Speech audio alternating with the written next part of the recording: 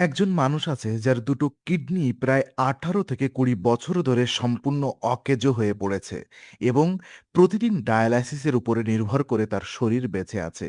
তিনি রাত 1টায় জেগে ওঠেন এবং সকাল 9টা পর্যন্ত তার আধ্যাত্মিক কার্যক্রম চালিয়ে যান এবং সেই মানুষটি বলছেন, আমি চাই প্রতিটি জন্মে আমার কিডনি ব্যর্থ হোক।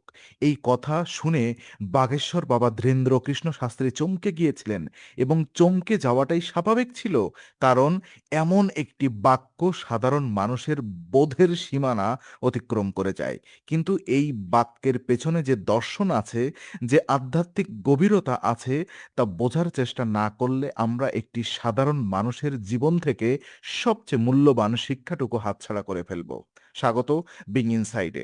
আজ ডুব দেব সেই গভীরে, যেখানে ব্যথা পরিণত হয় আশীর্বাদে, যেখানে শরীরের ক্ষয় পরিণত হয় আত্মার পূর্ণতায়। কানপুরের সরসৌল ব্লকে জন্ম নেওয়া অনিরুদ্ধ কুমার পাণ্ডে মাত্র ১৩ বছর বয়সে সংসার ছেড়ে দিয়েছিলেন এবং তার দাদামশাইয়ের পথ অনুসরণ করে সন্ন্যাস জীবন গ্রহণ করেছিলেন এবং তারপর থেকে তিনি বৃন্দাবনের রাধা বল্লভ সম্প্রদায়ে যোগ দিয়ে রাধা কৃষ্ণের ভক্তিতে নিজের সম্পূর্ণ জীবন উৎসর্গ করে দিয়েছিলেন। বৃন্দাবনের এই সন্ত প্রেমানন্দজি মহারাজ প্রায় 18 বছর আগে সম্পূর্ণ কিডনি ব্যর্থতার রোগে আক্রান্ত হন এবং একটি গভীরভাবে গুরুত্বপূর্ণ অবস্থার মধ্যে দিয়ে তিনি একটি সুখী ও করুণাময় জীবন অতিবাহিত করেছেন। তার ভক্তরা জানিয়েছেন যে প্রেমানন্দজি মহারাজ প্রতিদিন রাত 1টায় উঠে পড়েন এবং সকাল 9টা পর্যন্ত একটানা ধর্মীয় কার্যক্রম পরিচালনা করেন এবং এই রুটিনটি তিনি সেই অবস্থাতেও বজায় রেখেছেন যখন তার শরীর ডায়ালাইসিস ছাড়া একদিনও চলার ক্ষমতা রাখে না। অনেক ভক্ত তাকে কিডনি দান করতে চেয়েছেন, কিন্তু মহারাজ তা প্রত্যাখ্যান করেছেন, কারণ তিনি চান না যে অন্য কেউ তার মতো একই শারীরিক কষ্ট ভোগ করুক। এই একটি তথ্যেই বোঝা যায় এই মানুষটি কতটা গভীরভাবে মানবিক এবং কতটা নিঃস্বার্থ। বাগেশ্বর বাবার সেই সফর এবং ঐতিহাসিক কথোপকথন। অক্টোবর 2025 সাল। বাবা বাগেশ্বর ধীরেন্দ্র কৃষ্ণ শাস্ত্রী কেলিকুঞ্জ আশ্রমে প্রাণানন্দ মহারাজের কাছে গিয়েছিলেন তার স্বাস্থ্যের খোঁজ নিতে এবং তাকে একটি পদযাত্রায় আমন্ত্রণ জানাতে। সেই কথোপকথনে বাবা বাগেশ্বর প্রেমানন্দজি মহারাজকে বলেছিলেন যে তিনি আসলে অসুস্থ নন, বরং এটা তার লীলা, ঈশ্বরের দিব্য খেলা। এবং এই কথা শুনে প্রেমানন্দজি মহারাজ হাসিতে ফেটে পড়েছিলেন। এরপর যা হলো তা এই সাক্ষাতের সবচেয়ে গুরুত্বপূর্ণ মুহূর্ত। একটি প্রশ্নের জবাবে প্রেমানন্দজি মহারাজ বললেন যে কিডনি ব্যর্থতার মধ্যে দিয়ে তিনি যা পেয়েছেন তা কখনো সাধনার মাধ্যমে পাননি এবং তাই তিনি চান প্রতিটি জন্মে তার কিডনি ব্যর্থ হোক। এই একটি বাক্য সামাজিক মাধ্যমে ঝড় তুলে দিয়েছিল এবং লক্ষ লক্ষ মানুষ প্রশ্ন করতে শুরু করেছিলেন, একজন মানুষ কিভাবে এত ভয়াবহ শারীরিক কষ্টকে আশীর্বাদ বলে মেনে নিতে পারেন? তো প্রথম স্তর, শারীরের কষ্টের বাস্তবতা কি? এই আধ্যাত্মিক গভীরতায় প্রবেশ করার আগে একটু থামা দরকার এবং বোঝা দরকার যে এই কষ্টটা আসলে কতটা গভীর। কিডনি ব্যর্থতা চিকিৎসা বিজ্ঞানের দৃষ্টিতে অত্যন্ত গুরুতর একটি অবস্থা, যেখানে শরীরের দুটো প্রধান পরিশোধন অঙ্গ সম্পূর্ণ কাজ করা বন্ধ করে দেয় এবং রক্তে বিষাক্ত পদার্থ জমা হতে থাকে। প্রেমানন্দজি মহারাজের কিডনি মাত্র 1 মাস আগেও সপ্তাহে 4 বার ডায়ালাইসিসের প্রয়োজন হতো, কিন্তু সাম্প্রতিক অবনতিতে তিনি প্রতিদিন ডায়ালাইসিসের উপরে নির্ভরশীল হয়ে পড়েছেন। ইউটিউবার এলভিস যাদবের সাথে একটি কথোপকথনে মহারাজ বলেছিলেন, দুটো কিডনি ব্যর্থ হয়ে গেছে, এখন আর কি ঠিক হওয়া আছে? এখন তো যাওয়াই আছে, আর ঠিক হওয়ার কিছু বাকি নেই। এই কথাগুলো পড়লে বুকের ভেতরে একটা চিনচিন ব্যথা অনুভব হয়, কিন্তু তারপরেও এই মানুষটি হাসছেন, কথা বলছেন, শিষ্যদের সাথে সময় কাটাচ্ছেন এবং বলছেন, আমি এই কষ্ট প্রতিটি জন্মে চাই। এই স্ববিরোধী বোঝার জন্য আমাদের একটু গভীরে যেতে হবে। দ্বিতীয় স্তর, সমর্পণের আধ্যাত্মিক অর্থ। প্রেমানন্দজি মহারাজ একটি অত্যন্ত গভীর কথা বলেছেন, যা ভারতীয় দর্শনের সবচেয়ে কেন্দ্রীয় ধারণাগুলোর একটি স্পর্শ করে। তিনি বলেছেন যে কিডনি ব্যর্থ হওয়ার পরে তিনি উপলব্ধি করেছেন যে সমর্পণ কি, অর্থাৎ তিনি তার অহংকার ত্যাগ করে সম্পূর্ণভাবে ঈশ্বরের কাছে নিজেকে সমর্পণ করেছেন এবং নিজেকে আর একজন যোগ্য সাধক মনে করেন না, কারণ তার শরীর আর সেই সাধনার পরিশ্রম বহন করার ক্ষমতা রাখে না। এই কথাটার মধ্যে ভারতীয় আধ্যাত্মিকতার একটি সবচেয়ে গুরুত্বপূর্ণ শিক্ষা লুকিয়ে আছে। সাধারণত মানুষ মনে করেন যে আধ্যাত্মিক অগ্রগতি মানে কঠোর সাধনা, কঠিন তপস্যা, দীর্ঘ ধ্যান এবং শরীরের উপর নিয়ন্ত্রণ প্রতিষ্ঠা করা। এই ধারণাটা ভুল নয়, কিন্তু এটা সম্পূর্ণ সত্যও নয়, কারণ ভক্তিযোগের দর্শন বলে সবচেয়ে গভীর আধ্যাত্মিক উপলব্ধি আসে যখন মানুষ নিজের সমস্ত ক্ষমতা, নিজের সমস্ত গর্ব এবং নিজের সমস্ত নিয়ন্ত্রণ ছেড়ে দিয়ে সম্পূর্ণভাবে ঈশ্বরের উপরে নির্ভর করতে পারে। প্রেমানন্দজি মহারাজের ক্ষেত্রে সেটাই ঘটেছে, কারণ যখন কিডনি অকেজো হয়ে গেছে তখন তিনি আর নিজের শরীরের উপরে কোনো নিয়ন্ত্রণ রাখতে পারেননি এবং সেই অসহায়ত্বের মুহূর্তেই তিনি আবিষ্কার করেছেন সম্পূর্ণ সমর্পণের অর্থ। তৃতীয় স্তর, ঈশ্বরের স্মরণ এবং বিপরীতের অদৃশ্য হয়ে যাওয়া। প্রেমানন্দ মহারাজ বলেছেন, যখন মানুষ ঈশ্বরের চিন্তা করে তখন দৈব শক্তির উদ্ভব হয় এবং তখন আর কোনো কিছুই প্রতিকূল থাকে না। এই বাক্যটি শুনতে সহজ মনে হলেও এর ভেতরে যে দর্শন আছে তা অত্যন্ত গভীর। সাধারণত আমরা মনে করি যে কষ্ট এবং সুখ পরস্পরের বিপরীত, যন্ত্রণা খারাপ এবং সুস্থতা ভালো, কিন্তু একটি নির্দিষ্ট আধ্যাত্মিক উচ্চতায় পৌঁছালে এই দ্বিত্ব আর থাকে না এবং সমস্ত অভিজ্ঞতাই একটি একীভূত চেতনার মিলিত হয়। ভগবদ্গীতায় ভগবান শ্রীকৃষ্ণ বলেছেন যে যে মানুষ শুধু দুঃখ সুখে, লাভ ক্ষতিতে, জয় পরাজয়ে সমান থাকতে পারে, সে যুদ্ধের জন্য প্রস্তুত। এবং এখানে যুদ্ধ মানে জীবনের প্রতিটি চ্যালেঞ্জের মোকাবেলা করার জন্য ক্ষমতার কথা বলা হয়েছে। প্রেমানন্দ মহারাজ সেই সমতার অবস্থায় পৌঁছে গেছেন, যেখানে কিডনি ব্যর্থতা তার কাছে আর একটি বিপদ নয়, বরং এটা তার আধ্যাত্মিক যাত্রার একটি অবিচ্ছেদ্য অংশ। চতুর্থ স্তর, কষ্ট কিভাবে শিক্ষক হয়।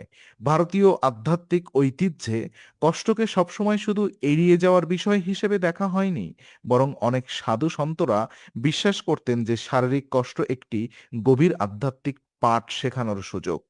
মীরাবাই সারা জীবন কষ্ট পেয়েছেন, সন্ত তুকারাম দারিদ্র্য জীবন কাটিয়েছেন, রামকৃষ্ণ পরমহংস শেষ জীবনে গলার ক্যান্সারে ভুগেছেন এবং এদের কেউই তাদের কষ্টকে ঈশ্বরের বিরুদ্ধে অভিযোগ হিসেবে দেখেননি, বরং প্রত্যেককে সেই কষ্টকে একটি পরীক্ষা এবং একটি শিক্ষার সুযোগ হিসেবে গ্রহণ করেছেন।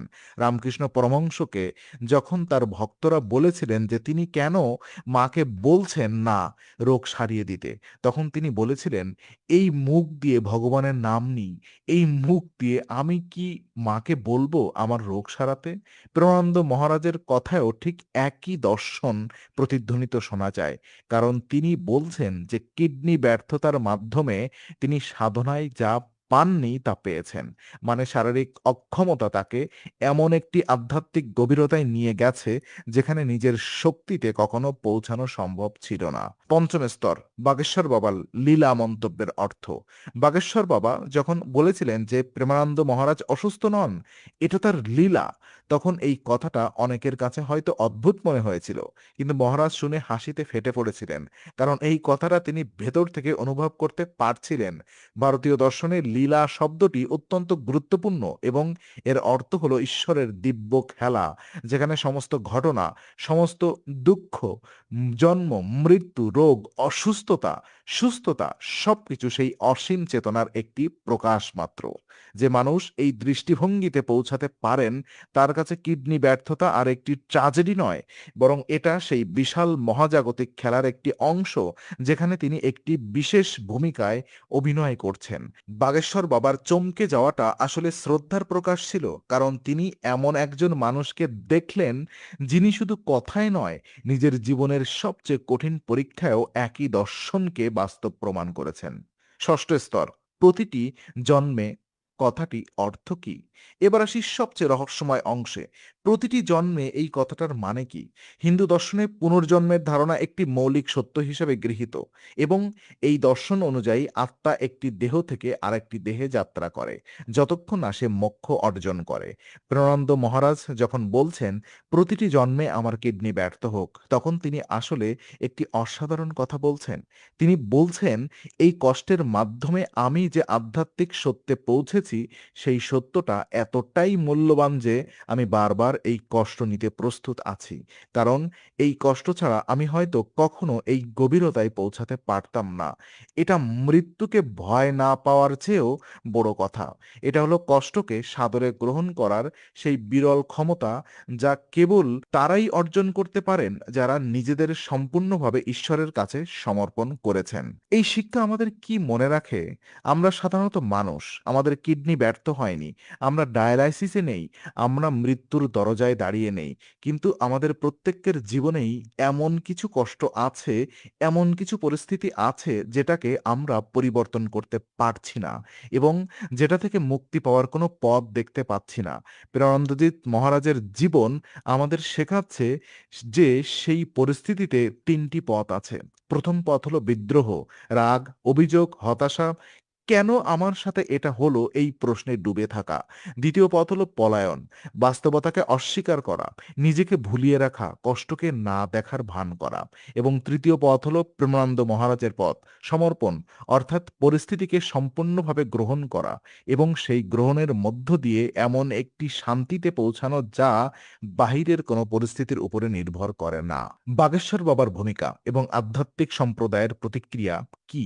দেখুন, বাগেশ্বর বাবা ধীরেন্দ্র কৃষ্ণ শাস্ত্রী মিডিয়ার সামনে বলেছিলেন যে প্রেমানন্দজি মহারাজকে নিয়ে যে গুজব ছড়ানো হচ্ছিল তার অবসান ঘটাতে তিনি নিজেই তার কাছে গিয়েছিলেন এবং তিনি দেখেছেন মহারাজ ভালো আছেন এবং তিনি একটি পদযাত্রার আমন্ত্রণ গ্রহণ করেছেন।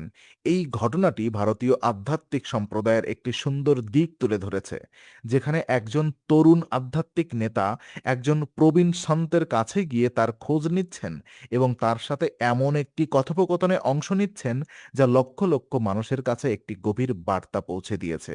অনেক ভক্ত, এমনকি একজন মুসলিম ব্যক্তি মদিনায় বসে প্রেমানন্দজি মহারাজের সুস্থতার জন্য প্রার্থনা করছেন, যা প্রমাণ করে যে এই সন্তের ভালোবাসা এবং প্রভাব ধর্মের সীমানা ছাড়িয়ে গেছে। এটা প্রেমানন্দজি মহারাজের জীবনের আরেকটি দিক। তার ভালোবাসা কোনো বিশেষ ধর্ম বা সম্প্রদায়ের মধ্যে সীমাবদ্ধ নয়। প্রতিটি জন্মে আমার কিডনি ব্যর্থ হোক, এই একটি বাক্য হয়তো মানবজাতির ইতিহাসে কষ্টকে গ্রহণ করার সবচেয়ে সুন্দর এবং সবচেয়ে সাহসী প্রকাশ। এই বাক্যে কোনো হতাশা নেই, কোনো বিষণ্ণতা নেই, কোনো পরাজয় নেই। আছে শুধু একটি আত্মার সেই গভীর বোধ যে জীবনের সবচেয়ে কঠিন মুহূর্তেই লুকিয়ে আছে ঈশ্বরের সবচেয়ে বড় উপহার। বিং ইনসাইট মনে করে যে আধ্যাত্মিকতা শুধু সুখের দিনে নয়, কষ্টের দিনে আমরা কতটা স্থির থাকতে পারি প্রত্যেকের জন্য অনুপ্রেরণার একটি অক্ষয় উৎস। গভীরভাবে ভাবুন, জীবনের প্রতিটি অভিজ্ঞতা থেকে শিখুন, কৌতূহল নিয়ে বাঁচুন। এটাই বিং ইনসাইট, যেখানে প্রতিটি গল্পের পেছনে আমরা খুঁজে পাই একটি গভীর মানবিক সত্য। বিং ইনসাইট, সত্যের সন্ধানে।